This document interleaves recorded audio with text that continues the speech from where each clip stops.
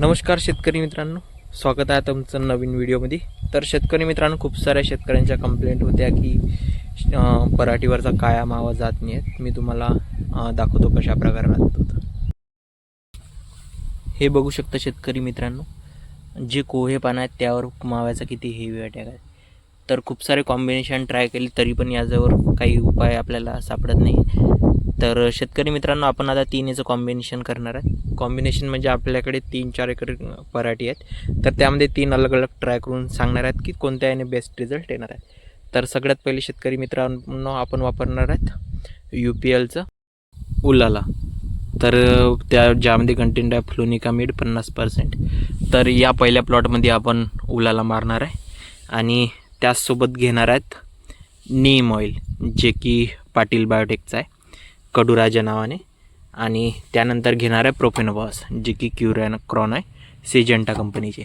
आणि हा आपला हाय डेन्सिटी प्लांटिंग सिस्टममधली पराठी असल्यामुळे आपण सेकंड स्प्रेमध्ये पण त्यामध्ये घेणार आहेत इग्निटस, जे की प्लॅन ग्रोथ रेग्युलेटर आहेत. आणि एक आपण नवीन प्रयोग म्हणून अपसिल पण टाकणार आहे, जे की सिलिकॉन आहेत, ज्यामुळे पराठीचे पानं थोडे जाड होते, त्यामुळे रस शोषणाऱ्या किडींपासून थोडा सुरक्षण होत आहे पराठीला.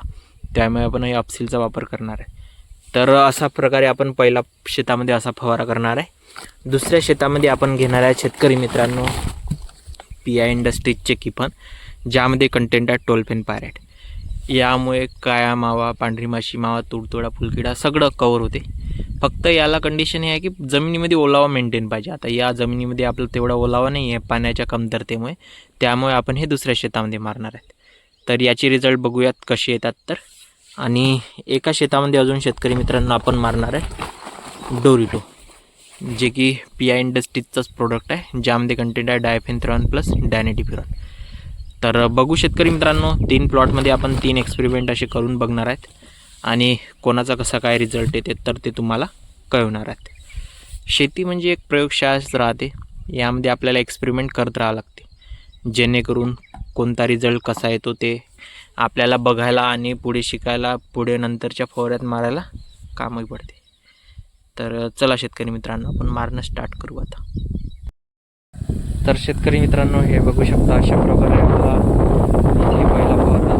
दुसरा फवारा चालू आहे.